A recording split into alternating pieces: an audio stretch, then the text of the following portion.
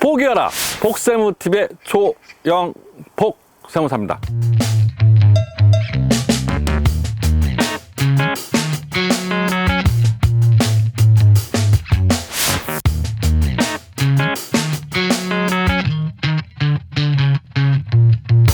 고향 덕은지구에 있는 농지에 나왔습니다. 현장감을 높이기 위해서 이렇게 나왔습니다. 8년 자연 감면은 양도소득세에서 1세대 1주택 비과세와 더불어 납세자와 세무서 간에 또는 국세청 간에 분쟁이 가장 심한 부분입니다. 이 비닐하우스도 농지거든요. 시설 언해? 그것도 다 농지예요. 자, 그러면 8년 자연 감면 여러 가지 요건 중에 있는데 그것을 검토하려면 세무서마다 양식이 있는데 여기서 보신 바와 같이 8년 이상 자격농지 감면 검토조를 통해서 이렇게 요건을 확인합니다. 첫 번째, 보유 요건. 일단 8년 자격 감면 말 그대로 8년 이상 보유해야 됩니다. 보유는 쉽게 확인이 돼요. 농지 등기부 등본을 보면 접수를 기준으로 해서 보유기간이 나옵니다. 그런데 실제 보유기간은 8년 이상 넘었는데 등기 접수를 늦게 하다 보니까 8년이 안 되는 경우가 있어요. 그때는 장근청산이 먼저 나면 영수증 등을 통해서 보유기간을 8년 이상 입증하면 되고요. 만약에 8년이 안 됐다면 바로 협의에 응하지 않고요. 좀 늦췄다가 아니면 수용제의 이의제기를 통해서 8년이 넘어가도록 하면 됩니다. 두 번째, 양도 당시 농지. 농지는 세법에 뭐라고 나오냐면 전, 답, 지목, 공보상 지목에 관계없이 실제로 경제에 사용되는 토지로 하며 농지 경영에 필요한 농막, 퇴비사, 양수장, 지소, 농로, 수로 등을 포함한 걸로 나와 있습니다. 여기서 중요한 게 뭐냐면 지적 공부에 관계없이, 그러니까 나대지 또는 잡종지라도 이렇게 잡종지를 비닐하우스로 이렇게 이용하고 있다면 지목에 관계없이 실질과세 원칙에서 농지로 볼 수 있다는 거예요. 이 근처에 유실수를 심어도 농지로 봅니다. 농지.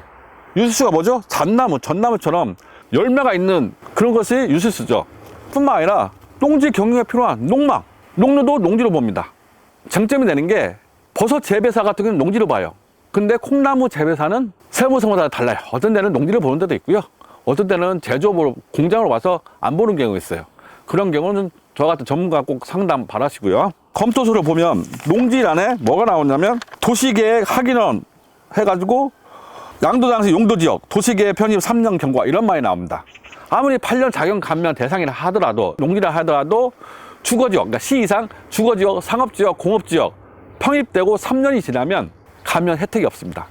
또 지역에 관계없이 그러니까 농지가 대지로 한지 예정지로 지정이 되면 3년이 지나서 보상이나 팔아버리면 8년 자격 감면 대상이 안 되기 때문에 반드시 토지 이용 계획 확인을 통해서 3년 지난 여부를 확인해야 됩니다.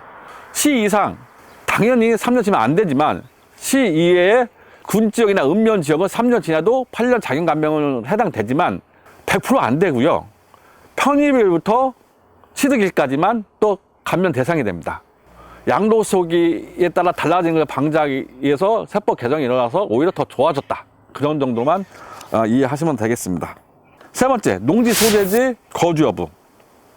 자, 이것 보고 이른바 제촌 요건이라고 하는데요. 제촌이란 해당 소재지 시 군구 또는 연접 시 군구 또는 직선거리 이내 30km 이내에서 계속 8년 이상 사셨으면 됩니다. 그런데 문제는 그것을 주민등록 초본 가지고 따지는데 실제는 거기 살았음에도 불구하고 전입신고를 늦게 하거나 안 해서 30km 이내가 안 되는 경우가 있어요. 그때는 실제 입증할 수 있는 서류, 예를 들어서 뭐가 있을까요? 교회 다니면 교적 확인증, 만약에 아파트 사시면 아파트 관리 카드, 아니면 이런데 단독주택 사시면은 전기세, 수도세 요금이랄지 또는 인후보증, 주변에 있는 주민들을 통해서 여기서 살았다. 아니면 신용카드 그 어떤 영수증, 결제 같은 게 이쪽으로 왔다. 우편물 같은 걸 통해서 입증하시면 충분히 제촌 요건을 입증하라고 봅니다. 자, 이상으로 여기까지 마치고요. 하편에서는 가장 중요한 자격 요건 달아볼 거고요. 여러분도 아시다시피 구독, 좋아요, 공유 꼭 부탁드립니다. 감사합니다.